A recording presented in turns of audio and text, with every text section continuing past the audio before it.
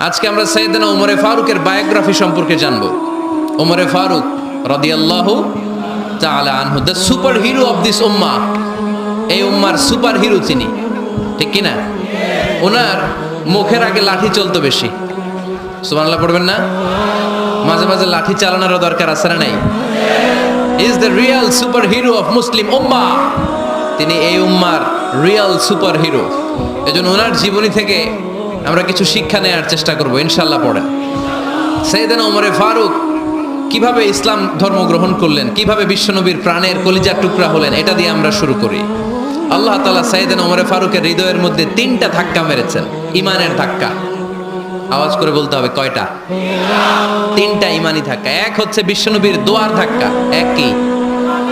দোয়ার ধাক্কা। 2 হচ্ছে সূরা হাক্কা দিয়ে দিয়েছেন আল্লাহ এক ধাক্কা, সুবহানাল্লাহ পড়বেন না? 3 হচ্ছে সূরাতু তাহা দিয়ে আল্লাহ দিয়েছেন আরেকটা ধাক্কা।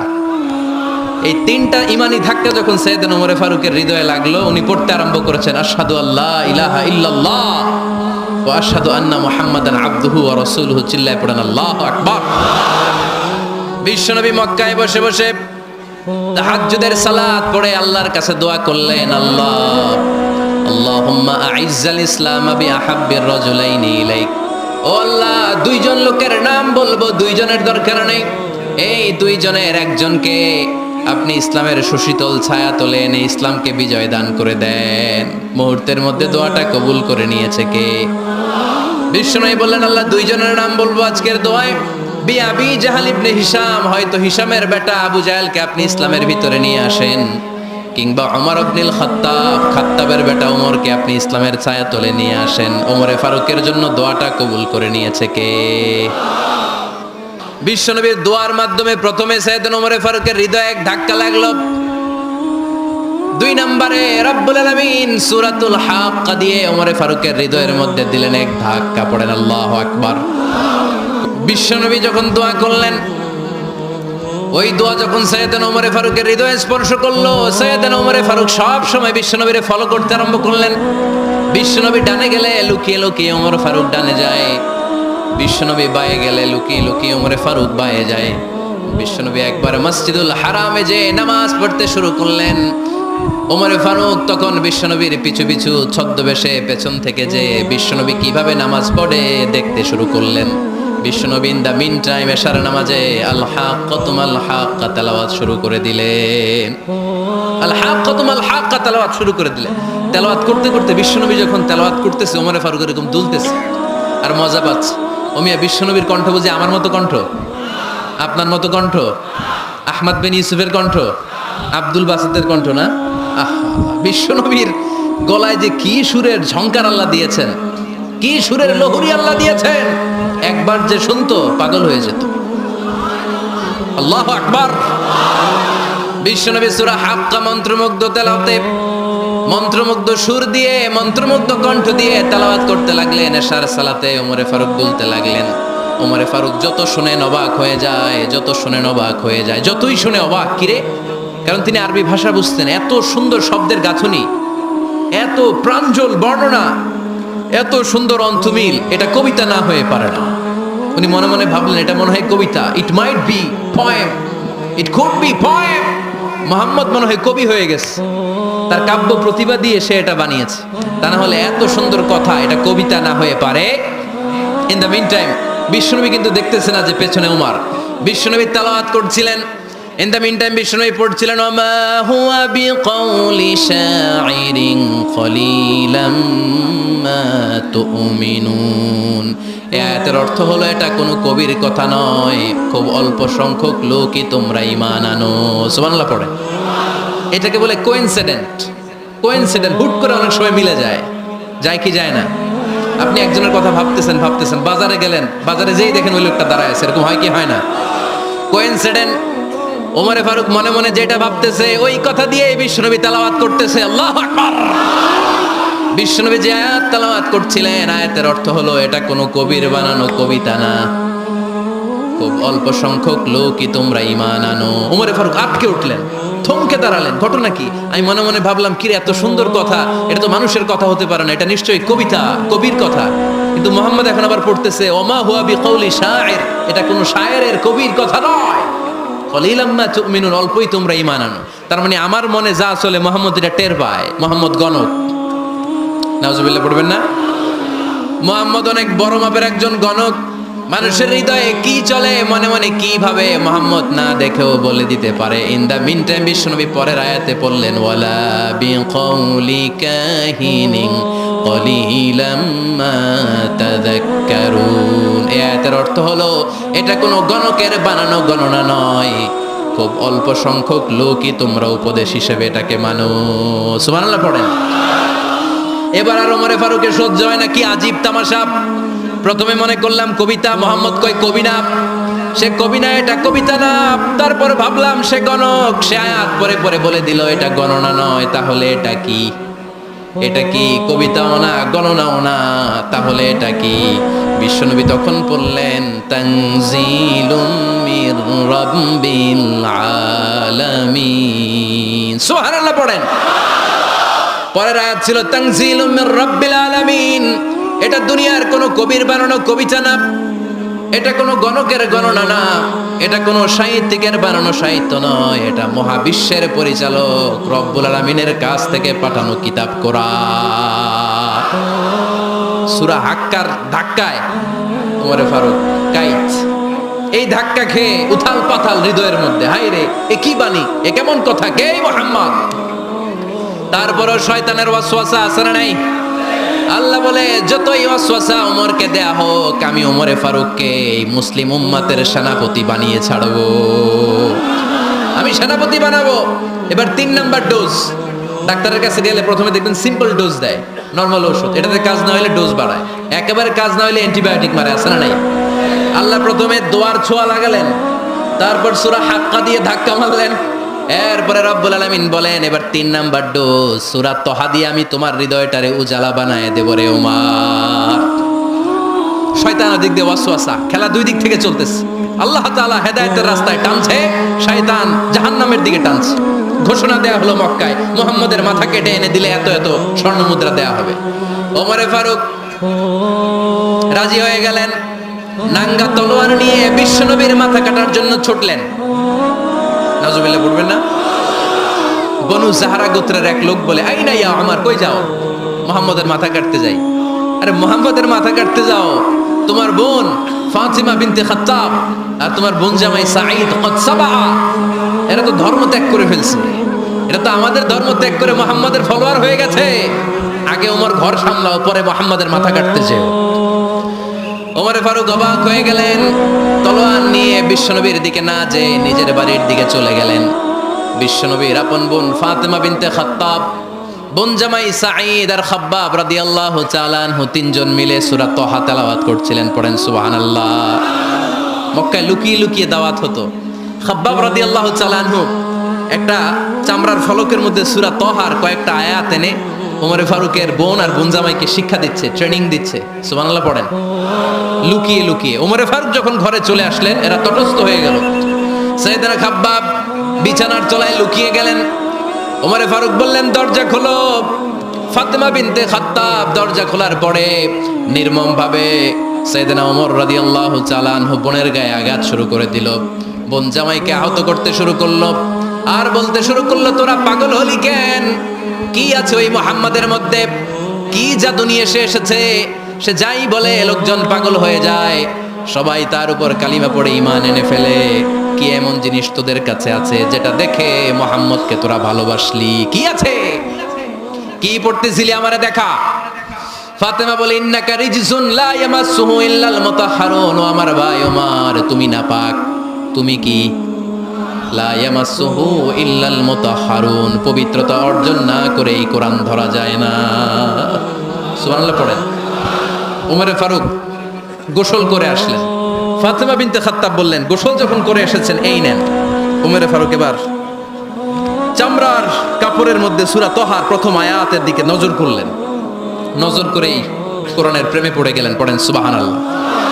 ওমরে ফারুক পড়তে আরম্ভ করলেন, তহা ما أنزلنا عليك القرآن لتشقى إلا تذكرة لمن يخشى تنزيلا ممن خلق الأرض والسماوات العلا سبحان الله পড়েন উনি পড়তে আরম্ভ করলেন তাহা মা আনজালনা আলাইকাল কুরআন লিতাশকা এই কোরআনকে আমি তোমাদের হতভাগ্য জাতি হিসেবে দুনিয়ায় থাকার জন্য পাঠাই নাই এটা রব্বুল আলামিনের পক্ষ থেকে এসেছে যারা রবকে ভয় করে তাদের জন্য আছে উপদেশ যিনি আকাশ বানিয়েছেন জমিন বানিয়েছেন ওই আল্লাহ তাআলা নিজেই এই কোরআন পাঠিয়েছে আওয়াজ করে পড়তে হবে আল্লাহু আকবার উনি খুব ভালো আরবি জানতেন সূরা তাহা পড়ার পরে আর ধৈর্য ধারণ করতে পারে না ওমরে ফারুক ছোট্ট বাচ্চার মতো কান্না শুরু করে দিলেন আল্লাহু আকবার সূরা তাহাটা হাতে নিয়ে তলোয়ারটা হাতে নিয়ে বিশ্বনবীর দিকে ছুটতে আরম্ভ করলেন আইনা মুহাম্মদ কোথায় মুহাম্মদ তোমরা আমাকে মুহাম্মাদের কাছে নিয়ে চলো বিশ্বনবী তখন সাফা পাহাড়ের পাদদেশে দারুল আরকাম ইবনে আলকামের ঘরে লুকিয়ে লুকিয়ে কোরআনের দাওয়াত দিতেন ওমরে ফারুককে পাগলের মতো ছুটে আসতে দেখে বিশ্বনবীর চাচা হামজা ইবনে আব্দুল মুত্তালিব বলল নবী আপনি পালান ওই যে খাত্তাবের বেটা ওমর আপনাকে অপমান করার জন্য আক্রমণ করার জন্য তেড়ে এসেছে সাহাবীরা বললেন নবী আপনি পালিয়ে যান আমরা সামাল দেব বিশ্বনবী বললেন না আমি পালাবো না বরং তোমরা সরে যাও ওমর ইবনে আল খাত্তাবকে আমার দরবার পর্যন্ত আসতে দাও আমার তো মনে হচ্ছে ওই যে তাহাজ্জুদের নামাজ শেষে চোখের পানি ছেড়ে যে আমি আল্লাহর কাছে দোয়া করেছি আজকে আমার ওই দোয়াটা কবুল হতে শুরু করেছে আমার তো মনে হচ্ছে আমার ওই দোয়া কবুল হবে আসতে দাও ওমরে ফারুক এসে বললেন আশহাদু আল্লা ইলাহা ইল্লাল্লাহ ওয়া আশহাদু আন্না মুহাম্মাদান আবদুহু ওয়া রাসূলুহু আমি সাক্ষ্য দিলাম আল্লাহ ছাড়া কোনো ইলাহা নাই নিশ্চয় আপনি আল্লাহর প্রেরিত বান্দা এবং রাসূল পড়েন সুবহানাল্লাহ ওমর ফারুক যখন কালিমা শাহাদা পড়ে মুসলমান হয়ে বিশ্বনবীর হাতে হাত রাখলেন মুসলিম সাহাবীদের মধ্যে খুশি আর আনন্দের বন্যা বয়ে গেল মুসলিম হাতে গোনা সাহাবারা আল্লাহর প্রশংসা করলেন বিশ্বনবী সাইয়েদনা ওমর ফারুককে জড়িয়ে ধরলেন ওমর ফারুক এবার বিশ্বনবীরে বললেন নবী গো আলাসনা আলাল হক আমরা কি সত্যের উপরে আছি নাকি আমরা ভুলের উপরে আছি বিশ্বনবী বললেন বালা নাহনু আলাল হক আমরা এই সত্যের উপরে আছি সুবহানাল্লাহ পড়েন আলাসনা আলাল হক নবী আমরা কি সত্যের উপরে নাই হ্যাঁ অবশ্যই ওমর তুমি সত্যের উপরে আছো ওমর ফারুক বললেন তাহলে ফাফিমাল ইখতিফা তাহলে লুকায় লুকায় আর দাওয়াত দেব কেন আমি তো কালিমা পড়ে ফেলছি আসেন আমার সাথে বের হই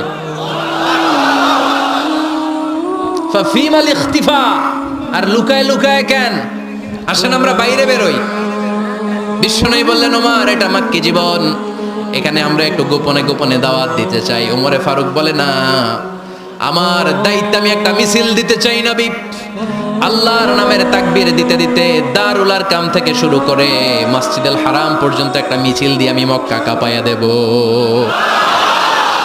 অনুমতি দেন বিশ্বনবী দিতে চায় না ওমর ফারুক অনেক বোঝানোর পরে স্বল্প পরিসরের একটা অনুমোদন পাওয়া গেল বিশ্বনবী সাল্লাল্লাহু আলাইহি ওয়াসাল্লামের কাছ থেকে এই 11 জন নিয়ে আমি আল্লাহর নামের তাকবীর দেব 2 লাইন করলেন কয় লাইন 2 লাইন পেছনে 6 জন আর এই লাইনের নেতা বানালেন বিশ্বনবীর চাচা হামজাকে রাদিয়াল্লাহু তাআলা আনহু আর সামনে 5 জন তার আগে দাঁড়ালেন উনি নিজেই তাহলে 6 6 12 বললেন এই 2 লাইনে আমরা তাকবীর দিতে দিতে বেশি না এই দারুল আরকামের ঘর থেকে আপনারা জানেন যে সাফা মারওয়া এখন যে সাই হয় এই সাফার পাদদেশে ছিল দারুল আরকামের ঘর উনি বললেন এখান থেকে ওই যে কাবার গিলাফ দেখা যায় কাবার গিলাফ পর্যন্ত আমরা এই তাকবীর নিয়ে ওখানে যাব সুবহানাল্লাহ পড়বেন না ওখানে উনি দাঁড়িয়ে ছোট্ট একটা ভাষণ দিয়েছিলেন উনি বলেছিলেন মান আরাদা আন তাসকুলা উম্মু ওয়া ইয়াতামা ওয়ালাদু ওয়া তারমিলা যাওজাতুহু ফালিয়াসুদ্দানি খেয়াল করে শুনেন কান দুইটা খরগোশের কানের মতো খাড়া করেন উনি এক বাক্যের একটা ভাষণ দিলেন ভাষণ দিতে জানলে বড় ভাষণ দেয়া লাগে না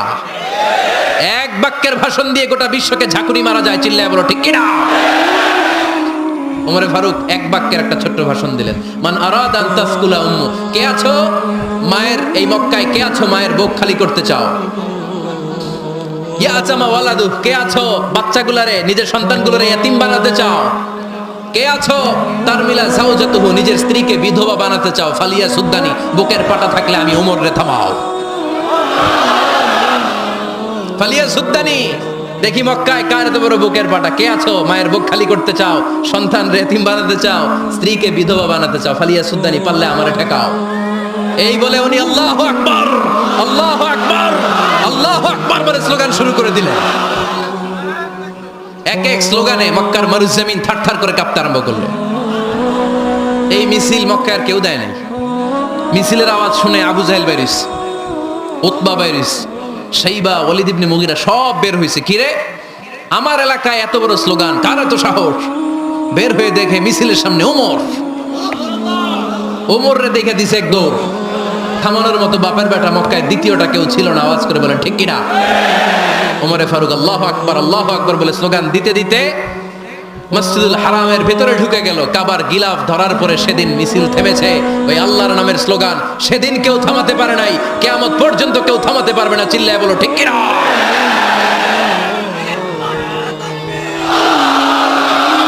ওই রকম একটা ওমরের দরকার, আমাদের বেশি চাই না। জোরে বলেন ঠিক কিনা? দাও খোদা দাও আমায় আবার ওমর দারাজ দিল, দাও খোদা দাও আমায় আবার ওমর দারাজ দিল, দাও আলীর মতো বীর সেনানি, আলীর মতো বীর সেনানি জাগাতে নিখিল, দাও খোদা দাও আমায় আবার ওমর দারাজ দিল। সুবহানাল্লাহ পড়েন। একটা ওমর লাগবে। চিল্লায় বলেন কয়টা? ওই ওমরের অপেক্ষায় বাংলাদেশ সহ গোটা মুসলিম উম্মাহ, ঠিক কিনা? একটা ওমরই যথেষ্ট। আমাদের সেন্ট্রাল লিডারশিপ নাই তো, আমাদেরকে এদিকে লাথি মারলে আমরা ওইদিকে যাই, ওদিক থেকে গুতা মারলে আমরা এদিকে যাই। আমাদের রিপ্রেজেন্টেটিভ, আমাদের প্রতিনিধিত্ব করার মতো কোনো কেন্দ্রীয় লিডারশিপ নেতৃবৃন্দ গোটা বিশ্বে নাই, ঠিক কিনা? আমরা সেই ওমরে ফারুকের অপেক্ষায়, আমরা সেই ইমাম আল মাহাদির অপেক্ষায়। এই ওমরে ফারুক আমাদের মডেল, ঠিক কিনা? Third in position. এই পুরো উম্মতের মধ্যে ওনার পজিশন নাম্বার 3। 1 নাম্বার পজিশন বিশ্বনবীর, কার? 2 নাম্বার পজিশন কার? আবু বকর। 3 নাম্বার পজিশন কার? ওমরে ফারুকের। বিশ্বনবী বলতেন লা নবিয়্যা বা'দি, লা নবিয়্যা বা'দি, আমার পরে কোনো নবী নাই। ওয়ালা রাসূলা, আমার পরে কোনো রাসূলও নাই, ঠিক কি না? আল্লাহর হাবিব বলতেন লাউ কানা বা'দি নবিয়্যুন লাকানা উমর, তবে আমার পরে যদি নবী হওয়ার যোগ্যতা কারো থাকে, আমার ওমরের ওই যোগ্যতা আছে। সুবহানাল্লাহ পড়েন। প্রভু তুমি বলেছ রাসূল দেবে না, বলনি দেবে না ওমর, বলনি দেবে না হামজা তারি, খালিদ বিজয় সমর। প্রভু তুমি বলেছ রাসূল দেবে না, বলনি দেবে না ওমর, বলনি দেবে না হামজা তারি, খালিদ বিজয় সমর। প্রভু তুমি বলেছ রাসূল দেবে না। সুবহানাল্লাহ পড়েন। এজন্য আমরা একটা ওমর চাই। কয়টা? বেশি লাগবে? নেতার মতো নেতা কয়টা লাগে? জোরে বলেন কয়টা? ওনার সাথে বিশ্বনবী সাল্লাল্লাহু আলাইহি ইসলামের মুসাহারার সম্পর্ক ছিল। ওমরে ফারুক যে বিশ্বনবীর শ্বশুর, এটা অনেকে জানেই না। ওমরে ফারুক রাদিয়াল্লাহু তাআলা আনহু বিশ্বনবীর শ্বশুর ছিলেন। এটা আজকে নতুন শুনছেন, কে কে হাত তোলেন? দেখছেন হুজুর? সঠিক বলছি না আমি? অনেকে আমরা জানি না। মাশাআল্লাহ, জানতে লজ্জা নাই, শিখতে লজ্জা নাই। লজ্জা হচ্ছে অজ্ঞতায় আর মূর্খতায়, ঠিক কি না? 4 খলিফার 2 খলিফা, ইসলামের 4 খলিফার 2 খলিফা বিশ্বনবীর মেয়ের জামাই, আর বাকি 2 খলিফা বিশ্বনবীর শ্বশুর। সুবহানাল্লাহ পড়েন। সাইয়েদনা আলী রাদিয়াল্লাহু তাআলা আনহু, সাইয়েদনা উসমান যুন নূরাইন বিশ্বনবীর মেয়ের জামাই। উসমান রাদিয়াল্লাহু তাআলা আনহুর কাছে বিশ্বনবী 2 মেয়েকে বিয়ে দিয়েছিলেন। একজন মারা যাওয়ার পরে আরেকজন। বিশ্বনবী বলেছেন এরপরে আরেকটা থাকলে ওইটারও বিয়ে দিতাম। সুবহানাল্লাহ পড়বেন না? 2 জন ছিল মেয়ের জামাই আর 2 জন ছিল শ্বশুর।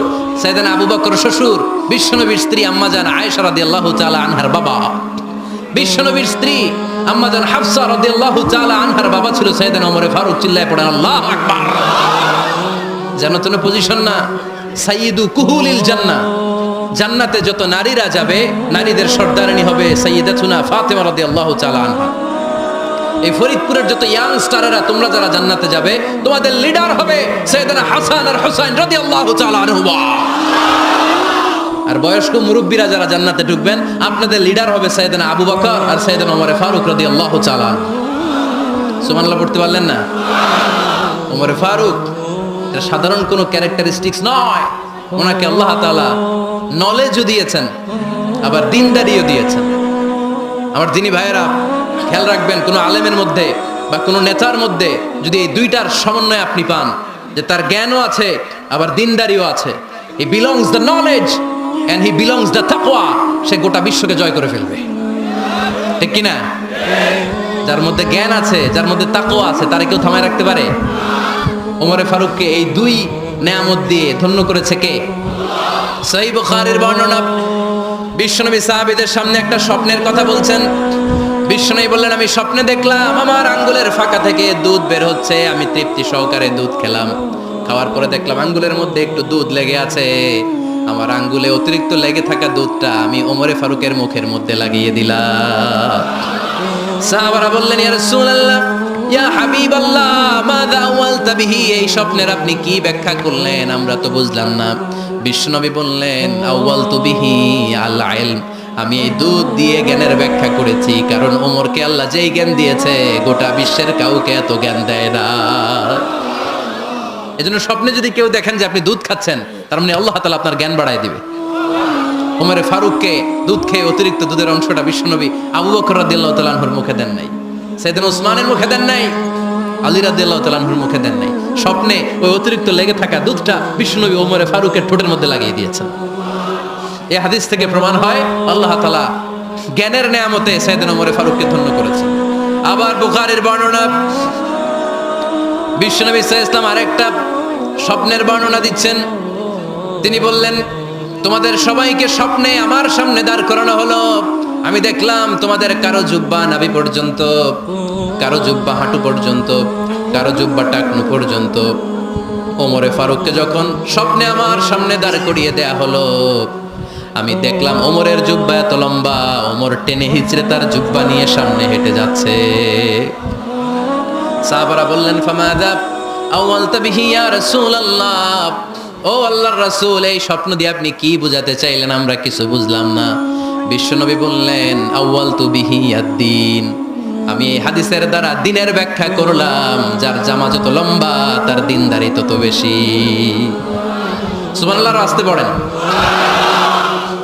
স্বপ্নে দেখলেন কোন সাহাবীর জুব্বা নাভি, কোন সাহাবীরটা হাঁটু, কারোটা টাকনু, কিন্তু ওমরে ফারুকের জুব্বা এত লম্বা, ইয়াজুরু সাওবাহু, তিনি তার জুব্বা টেনে হিচড়ে যাচ্ছেন। বিশ্বনবী বললেন, এটা দ্বারা আমি দ্বীন, আমি তাকওয়া, দ্বীনদারি, তাকওয়া এটার ব্যাখ্যা করেছি।